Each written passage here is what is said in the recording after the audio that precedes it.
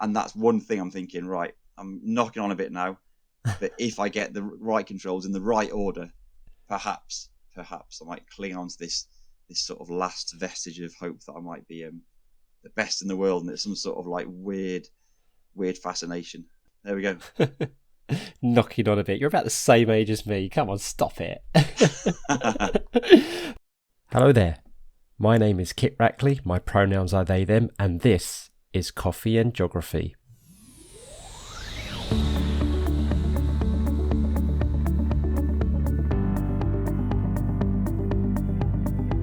The aim of the show is to get to know, explore and celebrate the diverse and intersectional range of people on this rock we call home and their love and passions of it. We'll find out why guests identify as geographers, and if they don't exactly, we'll have fun exploring all the myriad of ways that connects their life to geography. So, pour your favourite brew, get cosy and listen in. Oh, and don't forget to subscribe and follow us on Twitter at CoffeeJogPod. Off we go.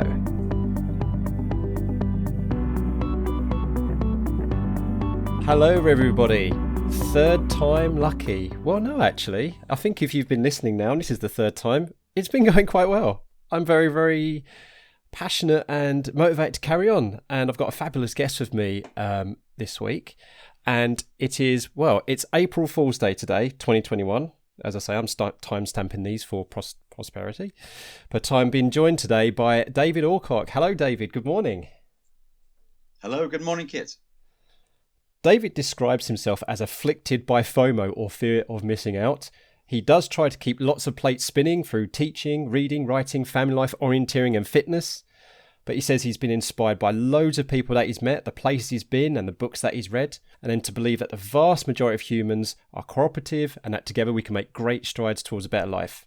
And he says that we should build on our strengths to meet the huge game-changing challenges of the Anthropocene, and he would like to work with others in education and beyond to build on what we call grounds for hope. I love that. How do you come up with the term grounds for hope? What's hopeful for you?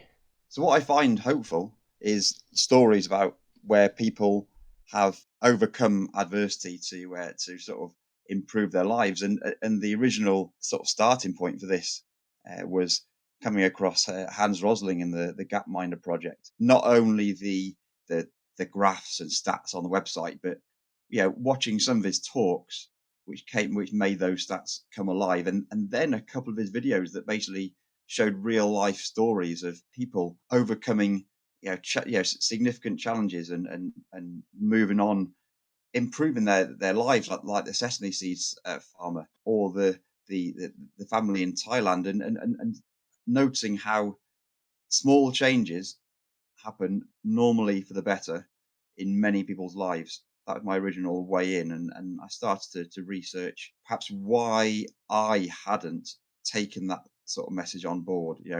I'd taken on board some of the less hopeful trends in the world, and there are many less hopeful trends, but why hadn't I taken on board these more hopeful stories? Yeah, many people are not surprised to know already that I'm a huge fan of Hans Rosling and the work that he's done. But but there is a lot of talk recently, and some necessary talk, and some really, really good talk, criticising the work that he has done, and maybe the narrative that a lot of people say is portrayed. We want this podcast to celebrate kind of you and your connections to geography, so we won't go in through the debate on the pros and cons of Hans Rosling's approach and the Gapminder and what they do. For me, it's all about how you frame the work that he's been doing, and I think using him as messages of hope to make sure we avoid this kind of very, very old school kind of way of thinking of them and us, to prevent this kind of way of thinking that everything is dire and people are helpless. Really like what you say about the grounds for hope, because we are this is what this podcast is all about. It's meant to be like celebrating the diversity and the richness that we all bring to this planet, no matter how small it is. So circling back to you yourself and your own little corner of the world, you are located just north of Bradford in Guiseley.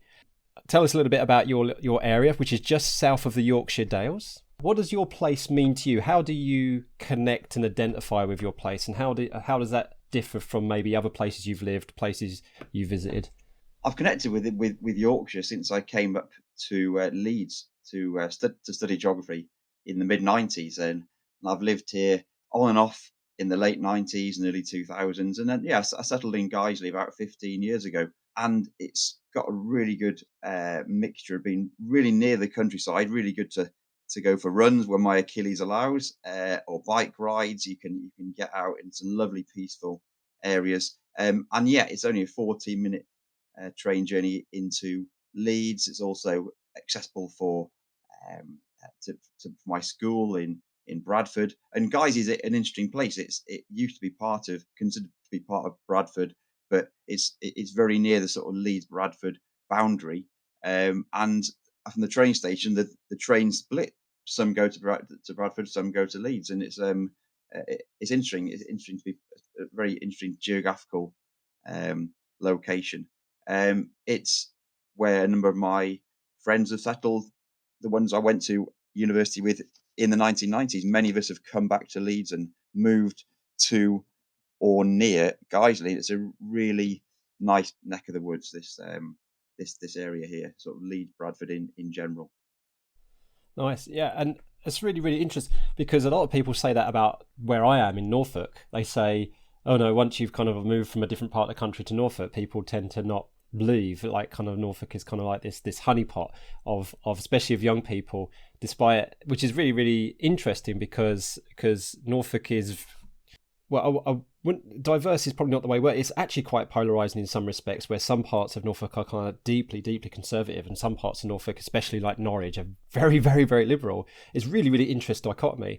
But do you get the kind of sense of that in the Yorkshire area? Are things a little bit more homogenized in terms of the way that the mindset, or do you feel that there is quite a bit of a stark difference in people's identities, in people's politics? Because I'm looking at the map here and seeing where Guiseley is located, and like, you're pretty much perfectly balanced between Bradford, Leeds, and in that southern kind of southeastern edge of the Yorkshire Dales. So what's the politics like in Guiseley? What's other people's identities like in Guiseley? It just seems like a really fascinating geographical location to me.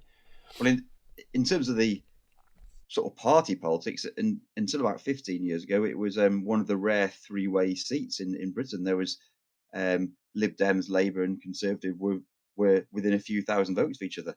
And now, with the fall off of Lib Dems, it's a very tightly fought Labour Conservative. So you have got that in terms of party politics, that it is sort of split. It's neither, it's not a stronghold for either party. In terms of identity, you do have people who've lived here all their lives, and you have some sort of incomers, if you like. And it's interesting, one of my students asked the other day, he said, I know we got to know about gentrification and studentification, but is there a term where used when people go to university and stay there?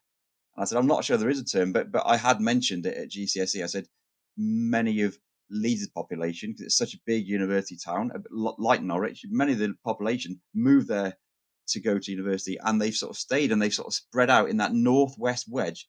And I don't want to go all sort of Burgess and Man model, but there is a sort of wedge from Headingley out to the northwest, where anecdotally, many of my ex-uni friends have sort of settled. So there is that mixture of the sort of the people who've been here for a while and may have gone elsewhere and come back, and those who have sort of wedged out from the it's not a great word, is it? But wedged out from the sort of student quarter.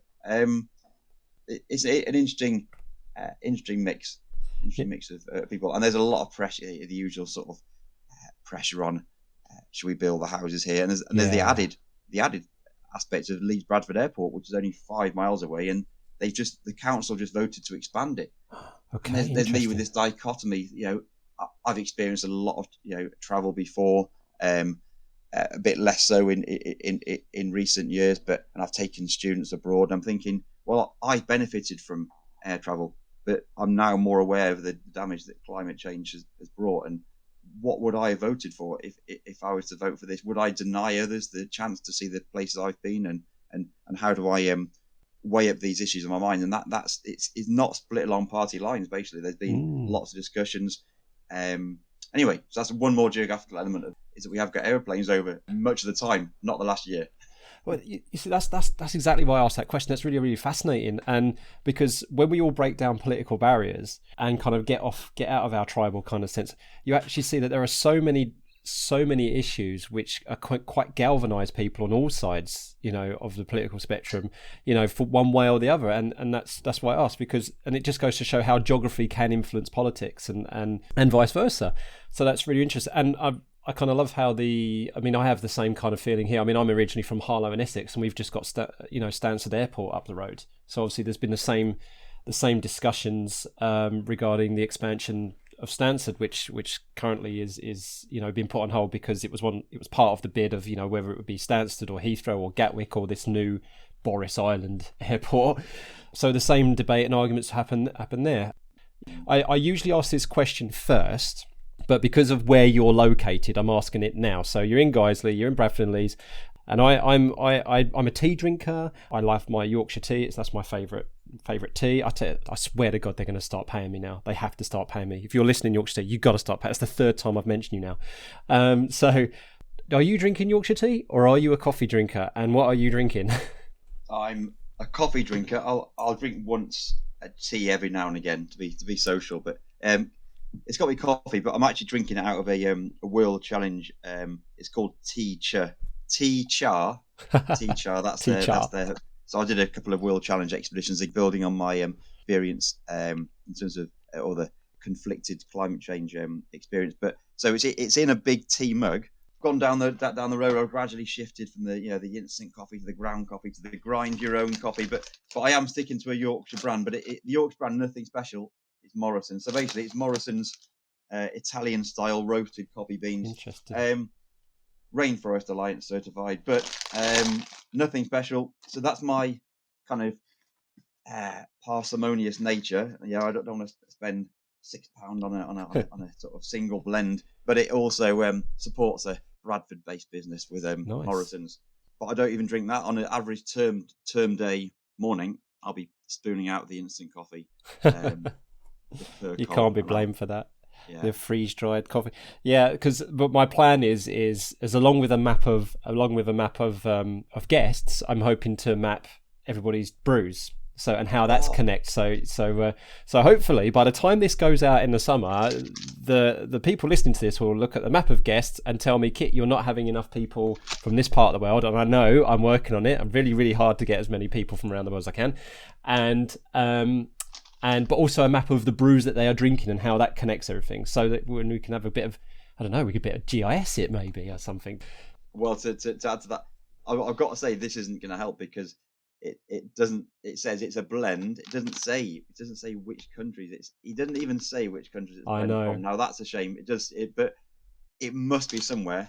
But you can always map Bradford for Morrisons. Yeah, exactly. Yeah, yeah. If anything says blend, I mean, like some websites do actually say where their blends come from and like do a great job on that. So I think I'm going to have and it might actually be a challenge for any of the listeners. Is that the reason why mentioning the brands and everything is not meant to be a way of trying to encourage sponsorship, although I am doing this out of the goodness of my own heart at the moment.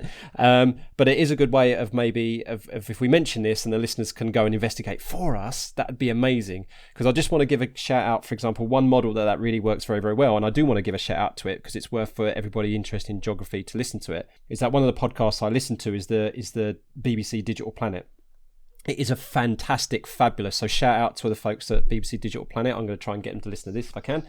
And it's just amazing kind of like short little snippets about, tech and ICT, but almost always there's a geographical link with this. And what they do is that they have a listener Facebook group, and of course they have a Twitter account, and they do build lots of lovely discussions, and the listeners investigate things. And then sometimes Gareth Mitchell and the other hosts do actually pick up something the listeners have been talking about and then use it in their radio show and their podcast. And that's the kind I want to get to that point. I'm probably years away and so many subscribers away from getting to that point, but that would be amazing if that's where we get to. We'll hear about you, David. So tell me again what your mug says, because that's the segue into the next thing I want to talk about. So what does it say on your mug again? Remind us. You mentioned something about a world championship or something like that. Well, on the mug, World Challenge it was. So World Challenge. Okay. Yeah. So I did 3 expeditions with them where I went with some young people from the previous school and one was to Ladakh in northwest India, and one was to Brazil. And the last one was a shorter one to Morocco. And they run expeditions and they do community projects in the countries they go to, and that's where that came from. So it's a 10-year-old mug, probably 12-year-old perhaps. Because I picked up on Okay, I'm gonna really. It's a loose segue then, but I'm gonna manage it right, because we're gonna do spill the beans now. And that is, you are going to tell us about that you tried to enter as many world championships in the UK as you could in 1 year. So I want you to tell us a little bit more. I want you to spill the beans on this, David. What kind of world championships were you entering? And you say you only managed a handful, but come on, tell us a little bit more about this. What did you try and enter? And some of the wackiest kind of like ones would be fantastic. But what did you actually manage to do there? This is perhaps 13, 14 years ago, and thinking, what can I do this summer? And I thought, right, let's list a few things that I might be all right at, and some sort of wacky things, and thinking it'd be good to be world champion at something. So I'm not especially skilled at anything. So I had a look, and I went down to Derbyshire for the World Toe Wrestling Championship, where you interlock your big toe with someone else's big toe. And then I also went to the World Quizzing Championship, and so met people like Nicholas Parsons, who just passed away in the last 12 months, and a few people who were guests on things like Eggheads. And one thing I have done in my history is I was on the University Challenge team for Leeds University in 1999, and so I thought, right, I'll have a go. But I was blown out of the water. I think I was like 87th or something, in this world championship thing. Basically, by world championship, all they're doing is they're just putting this name on it, and everyone was from Britain apart from 2 or 3 people. A bit like the World Championships baseball in the United States, I guess. Oh, is that? Yeah. World, the ice hockey or American football. World Series. World Series, yeah. That's exactly that kind of thing. Toe wrestling, that's amazing. And then what was the other one? The other one that I did. There's still a champ. There's something called row gaining. So I'm not a good runner, but I like orienteering. I like the sport of finding your way around a map as quick as you can. And there's something called row gaining, and it's 24 hours. You visit as many checkpoints as possible. So you basically step over a line, you get the map, and you just go for it. And there is something called the World Row Gaining Championship, and it was in America last year.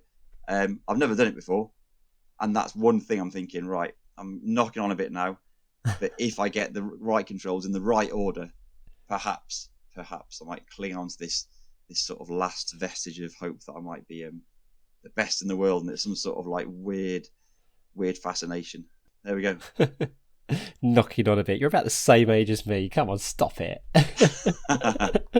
That's fantastic. You're going to have to keep everybody up to date with that, because I think you need to get back to that when things open up. Is there any virtual quote unquote world championships that you could enter? I don't know, world championship Google Jamboard jamming or something. I don't know. Well, I've read about the International Geography Olympiad. I've never been involved with that at all, but the idea that there's an Olympiad where you almost like stretch geographical brain. Everyone's got their niche. Everyone can create their own world championship and be the best that they can be. Well, this is true, actually, isn't it? It's the same with like the Guinness Book of World Records, and they encourage, and they say, look, if a world record does not exist for something, you can create it. And so everybody can actually hold a Guinness World Record if they find a niche.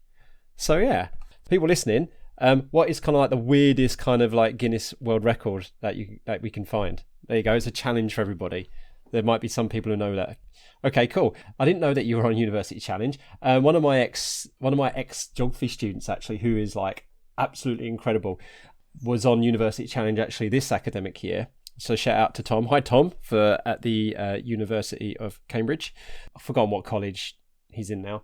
But trouble is that I've already disowned him because he took history instead of geography. Yeah, but hey ho. But he is like one of the most. His knowledge recall is incredible. And he was on our Worldwise quiz teams for the school that I used to work at. So for those of you who don't know what Worldwise is, basically it's a geography quiz between schools and a championship, and then if you win your region, you go through to the national finals and stuff like that. Although we never did go to the nationals because they were just the logistics didn't work, which was a shame. But we beat the rival private school 3 years in a row, Gresham's, who win it every single year. We beat them 3 years in a row simply because Tom was on the team. Yeah. And it was a massive celebration with the other team members, who were amazingly intelligent and brainy as well, would get in and answer a question as well. So between them, they were like the most epic team ever. And so, so Tom was on University Challenge, and it was really, really good. And he was the captain of the team. So well done, Tom. Congratulations. I think they did go out, unfortunately, the third round or something, but one of the highest scoring rounds, between two teams or something. What I can remember is I didn't answer anything on the live show at all. So this is a big embarrassment now. We got about 115 points, but I played my part in getting the team to TV. So you went to Manchester. I was qualifiers, right? Okay. Yeah, you do a written version in controlled conditions, and then you go to Manchester and do you go against 2 or 3 other universities, and then you go on. So I pulled my weight then, but on the actual big day, the questions were wrong. So no, it's an embarrassment as well as a achievement, if you like. But no, yeah. Oh, So a lot of people don't therefore appreciate kind of what you have to go through to get there. It's a bit like the football or soccer over here, where you go through all these qualifying rounds before you even reach the third round or something. Yeah. Oh, okay. Well done for doing that. I mean, that's something I was on the polymath team at high school. So that's about as close as I ever got to University Challenge. So I like the term polymath. I love the term polymath, and there should be more polymaths. And you read about people in history and they say they were a polymath. I'd love to be a polymath. It'd be brilliant, wouldn't it? I think knowledge is spread so much, and there's so much to know that you're desperately scrabbling around and trying to pick up threads of stories, but you can't know it, and that's just a bit of diversion. That's a big challenge I think that geographers have, and geography teachers. Oh, my last school, I taught both sides. I taught every geography lesson. It was a really small school, physical and human, everything. And that was a challenge to keep on top of it. Even now, I'm just doing most of the human and the synoptic papers. Excuse the digression, but this is a real challenge. I think geography teachers, along with politics teachers, we have a real challenge keeping on top of stories, because and news and data, and no wonder we sort of sometimes fall out of kilter with the trends that are happening in the world. When we've got textbooks produced before Trump came in, before Brexit was finalised. I've gone off on a digression, but the idea of a polymath is sort of what geography teachers have to be. And I totally agree with you. And I know there's if there's any geography. It's a bit of a shame that we voted to call this podcast Coffee and Geography, because I don't want to be turning off people who don't subscribe to geography. But I'm really, really hoping that people understand that it is, a diverse interdisciplinary subject, and which can bring in everybody in some way, shape or form. And I'm trying to get people who feel they're non-geographers onto the show. So if you're listening and you think I'm not a geographer, even more a reason for you to come on and let me know that you want to come on. As David just said, because with my knowledge of the education system in the United States, I know that they teach what we teach very, very differently. They do silo it. They do natural sciences, environmental sciences, social studies, humanities. They actually do separate. In fact, a lot of what we teach, especially physical geography, is in their science curriculum. So it's very, very different. And whenever I talk to my USA friends and family and tell them what I teach, I say I teach geography, they immediately think, maps and places, which is, of course, the stereotype of what geography is. But then when I describe to them exactly what I do teach, and I run off those list of topics, so, I say, globalization, development, tectonics, natural hazards, weather and climate, biomes, I start going down all these, they just say, well, you just teach everything then, don't you? Yeah. And I said, not only do I have to teach all these subjects, I have to teach how they interrelate and interact and intersect with each other as well, and what that means for society and how society has shaped those things. So it's a fascinating subject. So when we have our bit of our banter with our colleagues, our teaching colleagues, about, oh yeah, you teach history, you teach PE, I actually realised quite early that kind of banter did start to rub people up the long way, because I think from the outside looking in, one ex-colleague said to me, "You're a lovely person, Kit, but we do get a little bit annoyed when you just keep talking about geography all the time." And I don't, and I love my ex-colleagues and my colleagues to bits, so I don't want to be upsetting them. So I then kind of just flipped it and I said, okay, this is how like geography supports what you're doing. And I was like talking about, I changed the narrative in that respect. And then it was a lot better to sell the things I wanted to do, like cross-curricular projects and stuff like that, because I was talking about, well, geography can support you doing this, rather than saying, what you're doing is geography. I am going to now move on to the next bit. So speaking about community, one thing I tried to do on this podcast is for people who necessarily haven't thought about being a guest or don't want to be a guest, that's fine, is that I still try to plug people. One of the things that I'm going to do here is that I'm going to plug someone's blog, and then we're going to talk about it, talk about one of the entries in terms of a significant geographical leap forward in knowledge or event in time. And then what you've got to do, David, is that we've got to discuss it, and you've got to try and guess about roughly what time did this take place. Okay, so so we call this jog your memory.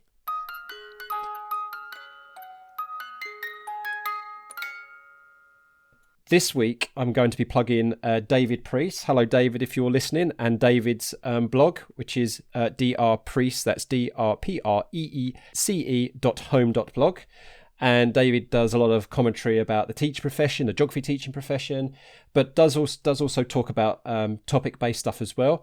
And one thing that I read a while ago, and I've just looked back up again a bit earlier, is how David teaches about arid environments. And he does these kind of things quite a fair bit, where he talks about how I teach this, how I teach this, how I teach this. As I was running my eyes down now, I noticed something that I love as someone with a meteorology background and a climatology background, and that's something called the Köppen-Geiger climate classification. It is a thing of beauty. And if go and look it up, I'm not going to try and describe it over a podcast. It's called the Köppen-Geiger climate classification. But basically, in a nutshell, it's where you say things like, oh, this area has a temperate maritime climate. This area has a Mediterranean climate. But it's so much more complex and detailed than that. It's a thing of beauty. So, David, what I want to discuss with you, therefore, is that why do you think this person who was, Köppen, so I think it was Vladimir Köppen, I think his name is, and the climatologist Rudolf Geiger. So why on earth did they get together to produce this real complex map of climate zones, do you think? Why is it important from a geographer's point of view?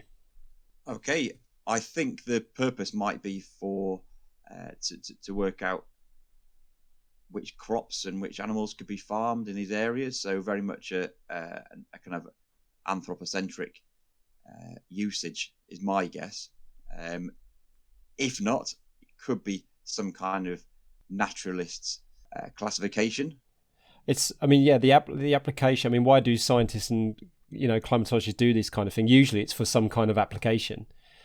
Yeah, and I've been talking about the reason why you would use this kind of map is actually more important than their actual motivation. I mean, for myself, who's worked with scientists, sometimes they do it because they do it, and then they let the people who want to apply it run with it. But yeah, I mean, if for those of you who can picture it, have got it up there or can picture it, like for example, if you look at the United States, you can see that it's fairly homogenized there on the eastern side. There's only really two classifications there. But then when you get towards the West United States, when you've got the influence of the mountains and, the coast of the Pacific, and then the climate which comes down from the Canadian Arctic and then comes up from, you've got such a myriad of climate zones there. And like when I was living in Colorado for a little bit, and it was quite incredible how all these like play against each other and how it can swing weather very, very rapidly from one to another. There was one time in Colorado where it swung about, I think, 30 degrees Celsius, from one day to the other. So it was like very warm and sunny one day, and then it was snow the next day. Wow. So yeah, but it is a bit of beauty. So I would say that I'd say it'd be quite good for looking about the kind of macro scale side of agriculture. Probably we could tie it into a population, like where population density is and how it might affect kind of where people live and maybe migration patterns. Right. So nice little bit of thinking there. So question for you is then, when do you reckon this took place? When did they come up with this classification? I was going to say, from the original Cup and Geiger, it sounds like a sort of a Victorian pairing. Yeah. But they wouldn't have had the access to all the areas or the data, I don't think. So possibly sort of post-war at some point. Post-war. You were. This is why we do this, because it's so surprising. So that's not bad at all with your initial thinking, right? 1884.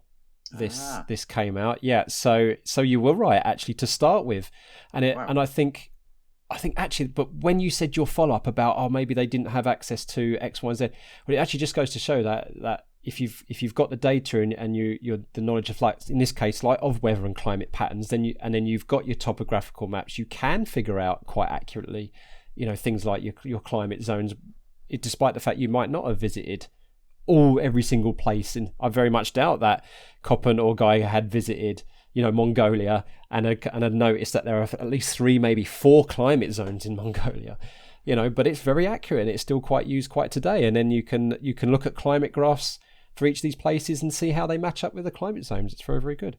Anyway, so that's just a bit of a side, and just to log it back to David. So David Priest uses that map to kind of look at the arid environments and desert biomes by looking at the climate classifications that have very, very little annual rainfall. So there we are. A little bit of interest in there. So hi, David. Hope you're listening. Okay, David. So we're going to come into the final stretch now, because unfortunately we're running out of time. Is there anything else you would like to talk about, or anything you'd like to say a little bit more?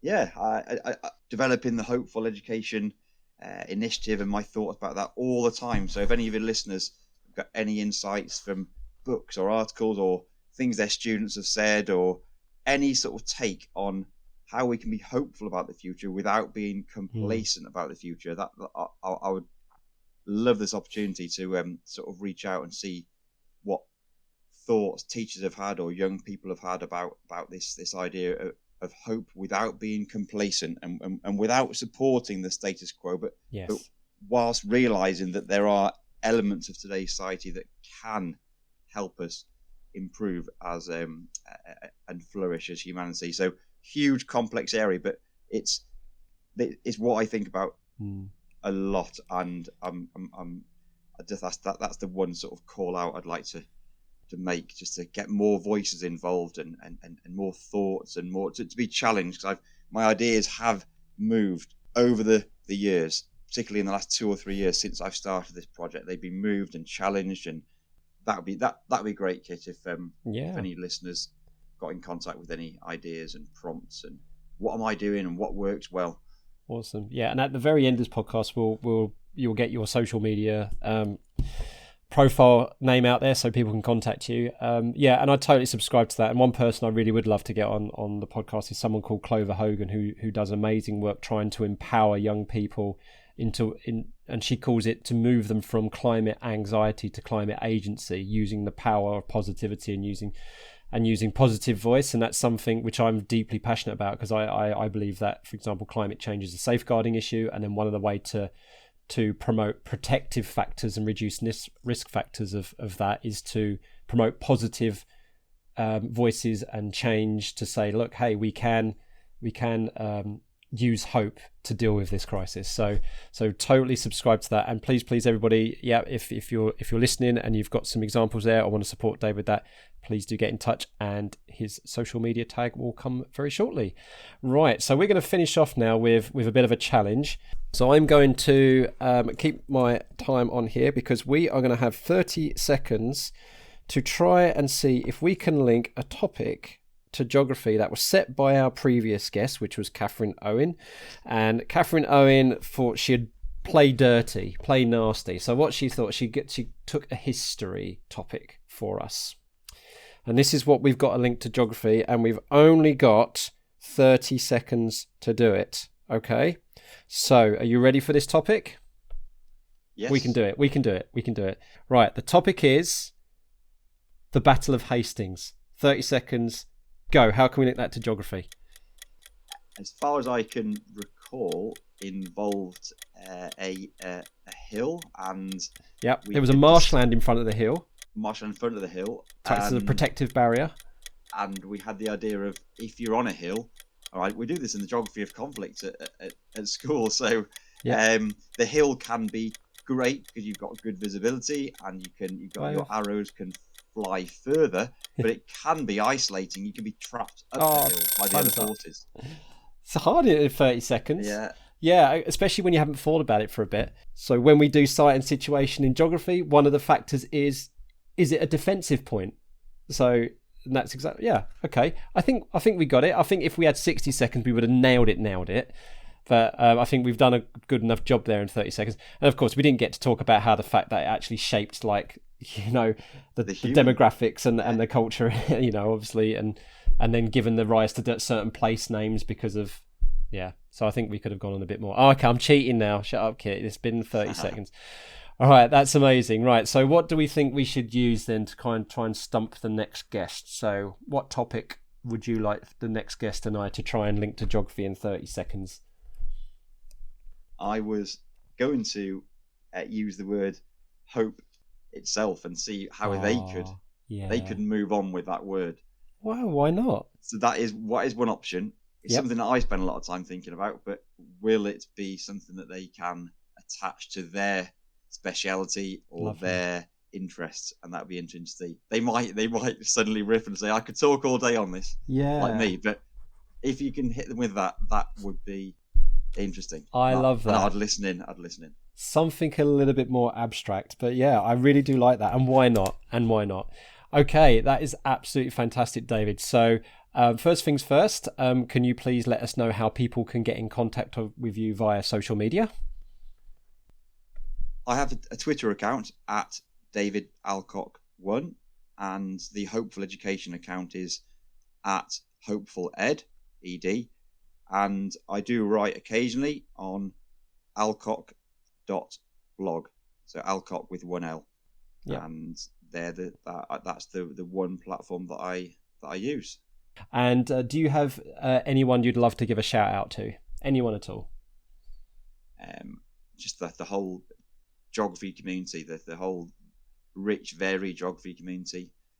Daniel Whittle has been a real help and inspiration in the last few months. If I was going to pick one person, it would be him from recently. But that's your toughest question. It really is. Pick out one person to shout out to. Dan, if you're listening, you've got a lovely little shout out there from David. Okay, David, thank you so much for joining me on this April morning. I really, really do appreciate it. And Godspeed with your hopeful geography. Thank you, Kit. Yeah, thanks for having me on, and thanks for this great initiative. And I'm looking forward to hearing some of the other guests as they join you and join the airwaves. Thank you so much. Thank you so much for listening. We hope you had fun. If you haven't already done so, please subscribe so more stories and experiences can drop into your favourite podcast app. If you fancy being a guest or have any feedback, follow us on Twitter at coffeegeogpod and send us a DM. Or you could email coffeeandgeog@geogramblings.com. Until next time, keep geogging.